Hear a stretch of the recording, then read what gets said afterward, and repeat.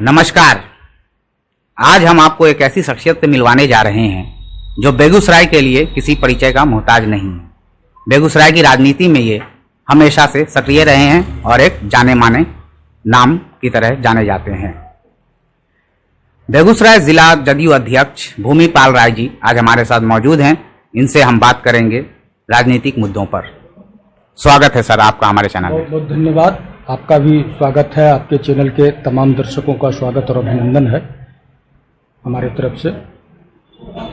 जी, जैसा कि सर अभी कोरोना काल चल रहा है, बहुत ज्यादा महामारी है और सत्ता में आपकी सरकार है, तो बेगूसराय में आप इसकी रोकथाम के लिए क्या कुछ निदान कर रहे हैं?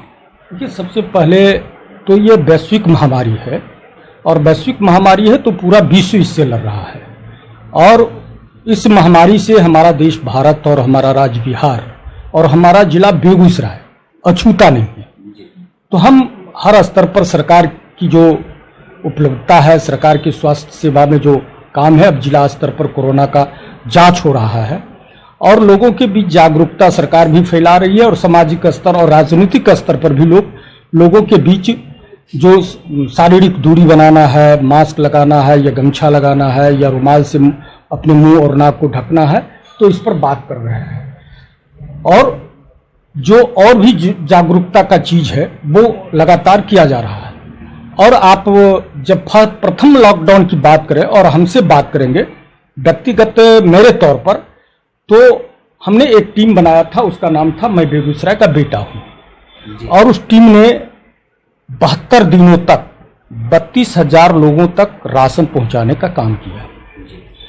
और 32,000 का मतलब है कि 35 लाख, और हम लोगों ने 10-50 हजार रुपये अपने घर से लगाए होंगे। सभी जितने भी उसमें राशन आए वो हमारे जिला के लोगों ने मदद करने का काम किया। जो बेगूसराय के बेटे हैं, जो बिहार से बाहर रह रहे हैं और देश से बाहर रह रहे हैं, उन सब ने मदद किया। इस दुख के घड़ी में सब लोग सामने आए, चाहे सिमरिया घाट में भिक्षु को भोजन कराने की बात हो, चाहे यहाँ जो किन्नर समाज है बेगूसराय में उसके बीच काम करने की बात हो, या बेगूसराय में जो आप जानते हो औद्योगिक क्षेत्र भी है तो काफी संख्या में मजदूर भी फंसे हुए थे, तो उनके बीच काम करने का बात हो। जो नृत्यांगना होती है, जिसको आप दूसरे भाषा में बोलचाल के भाषा में रेड लाइट एरिया कहते हैं, तो उसके बीच भी काम करने की बात हो, तो हम सब लोगों ने काम किया और मुस्तैदी के साथ काम किया और सब लोगों का सहयोग मिला। और 32,000 तक मुझे गर्व है कि 32,000 लोगों तक हम लोगों ने इस 70-72 दिनों में पहुंचाने का काम किया, सेवा करने का काम। जी बिल्कुल। तो क्या अभी जैसे चुनाव का दौर जारी है, आने वाले कुछ दिनों में चुनाव होने वाले हैं, तो आपको लगता है कि इसका आपको इसे आप एक वोट बैंक कह लें या फिर आपने इसे व्यक्तिगत तौर पर एक इंसानियत के तौर पर यह मदद पहुंचाई है? ये राजनीतिक एजेंडा के तहत हम लोगों ने काम भी नहीं किया। ये सामाजिक एजेंडा है और समाज के बीच राजनीति अपनी जगह है और वोट अपनी जगह है, लेकिन हम समाज के बीच रहते तो समाज दुख के घड़ी में समाज के बीच खड़ा होना पहले इंसानियत है। हम सामाजिक प्राणी हैं, तो वो सामाजिक प्राणी के रूप में हम लोगों ने काम किया। उसे हमको कितना राजनीतिक लाभ मिलेगा, हानि होगा, उसकी चिंता हम लोगों ने नहीं की है। केवल सेवा और सेवा है, उसको हम सेवा भाव में ही लेते हैं और सेवा हम लोगों ने किया है। बिल्कुल, आपने सेवा भावना के नजरिए से काम किया। अब चूंकि बात जब चुनाव की आती है तो हर चुनाव विकास के मुद्दे पर लड़ा जाता है। कोई भी पार्टियां हैं वो विकास को ही अपना एक बहुत बड़ा हथियार मानती है कि हम विकास कार्यों को लेकर ही आगे बढ़ेंगे, आपका ये विकास करेंगे, हम आपको ये सुविधाएं प्रदान करेंगे। तो चूंकि 15 साल से आपकी सरकार है सत्ता में, तो क्या लगता है आपने विकास पूरी तरह से कर लिया है या विकास का दौर जारी है? कि जहां हम सब बैठे हैं, अभी ये चकिया है, बगल में ही बरौनी थर्मल है, तो 15 साल पहले बरौनी थर्मल के जो यूनिट हैं वो जर्जर अवस्था में था, वो बंद, पिछली सरकार ने बंद करा दिया था।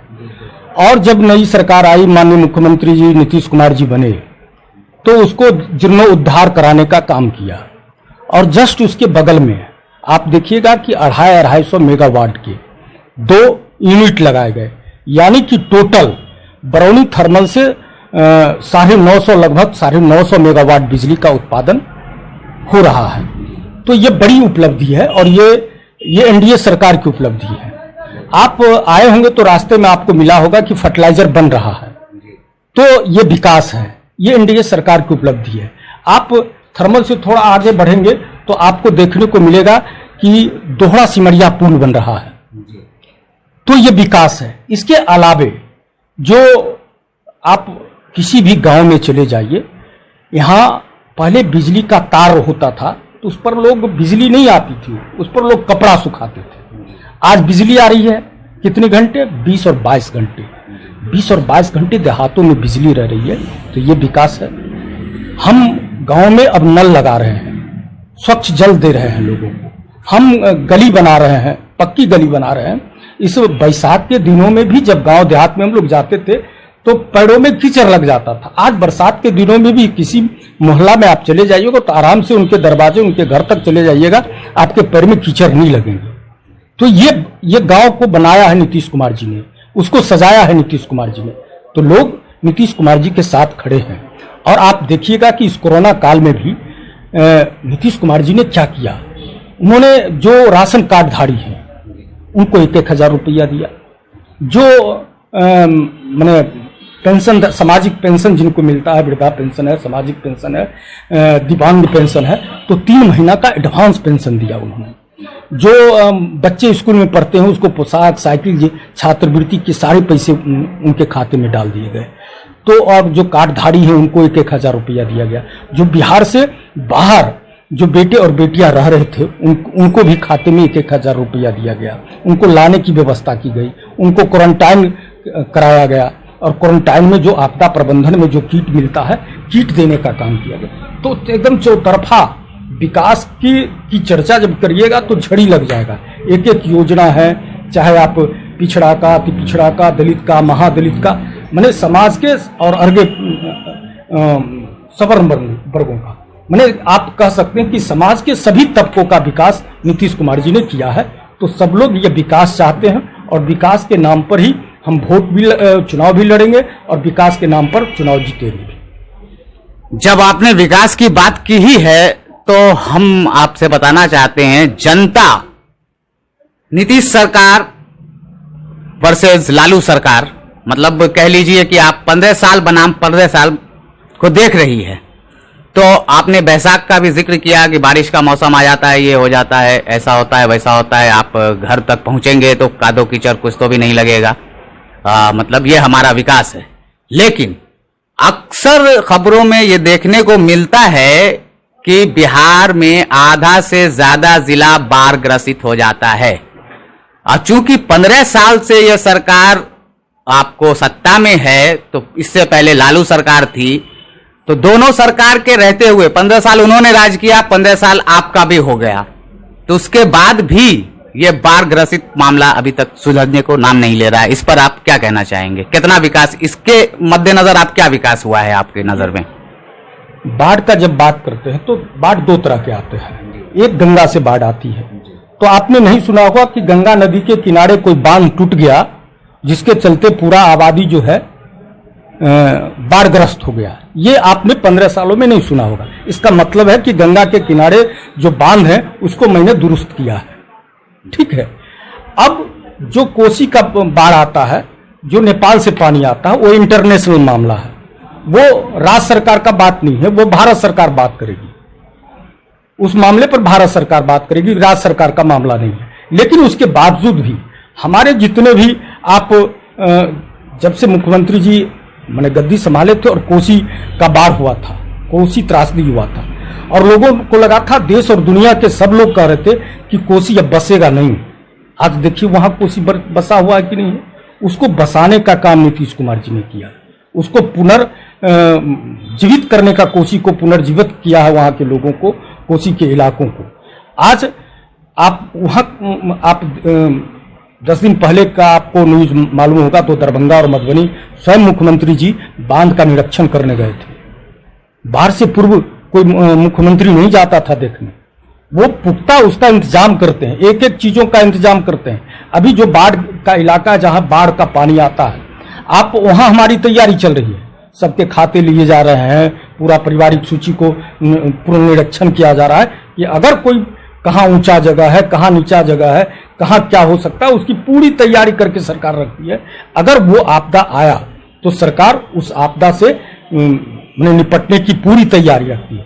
और आपको हमारे मुख्यमंत्री जी हमेशा कहते रहे हैं कि आपदा पीड़ित का सबसे पहला अधिकार सरकार के खजाने पर है, आपदा पीड़ित का पहला अधिकार है। तो उसके अनुरूप वो काम भी करते हैं और उसके अनुरूप वो सुविधा भी प्रदान करते हैं अपने और बिहार के लोगों को। तो चिंता की विषय नहीं है। जो भारत सरकार को करना है, जो केंद्र सरकार को करना है, वो केंद्र सरकार के मामले हैं। और जो हम लोग के स्टेट गवर्नमेंट का, स्टेट गवर्नमेंट अपना पूरा इंतजाम करके, पूरी तैयारी करके, जबकि एक तरफ हम कोरोना से लड़ रहे हैं तो दूसरी तरफ हम अभी देखिए प्रतिदिन कहीं ना कहीं बिजली गिर जा रहा है, हमारे लोग उससे भी मर रहे हैं। हम सुखाड़ से भी झेले और बाढ़ भी झेलने के लिए तैयार है, बाढ़ की भी तैयारी कर रहे हैं। तो इस संकट के घड़ी में भी हम बाढ़ से पूरी तरह निपटने के लिए तैयार हैं। प्राकृतिक आपदा है, उसके सामने मनुष्य बौना पड़ जाता है, लेकिन फिर भी ये मनुष्य कैसे खड़ा रह पाएगा, इसकी पूरी इंतजाम बिहार की सरकार ने की है। देखिए, रही बात आपकी, जो मतलब सब आपदा प्रबंधन वगैरह सब चीज किया गया है, लेकिन योजनाओं को कितने हद तक अमली जामा पहनाया जाता है ये किसी से अछूता नहीं रहा है। अगर ऐसा होता है, आपदा आता है, तो उसमें क्या लगता है कितने दिन में सरकार रैपिड एक्शन करते हुए उसका निदान कर देगी या जनता तक मुहैया करवाएगी जनता को सुविधा? सर समझ, हमारा जो घर है वो बाढ़ पीड़ित इलाके में है, वहां बाढ़ आती है और सरकार लगता है कि मैंने बाढ़ का पानी आया नहीं कि अफसर आ जाते हैं और पूरा इंतजाम, जहां ऊंचा स्थान है वहां लोगों को पका पकाया भोजन शिविर प्रारंभ किया जाता है, मवेशी के लिए भूसा का व्यवस्था किया जाता है और बाढ़ का पानी निकल जाए उससे पहले ही सबके खाते में 6-6 हजार रुपये पहुंचा दिए जाते हैं। ये पूरा इंतजाम सरकार करके रखती है और पूरी तैयारी है। और जब भी हम लोग तो बाढ़ पीड़ित है तो हमसे ज्यादा कौन जानेगा भाई, सूखा लोग तो जानेगा नहीं।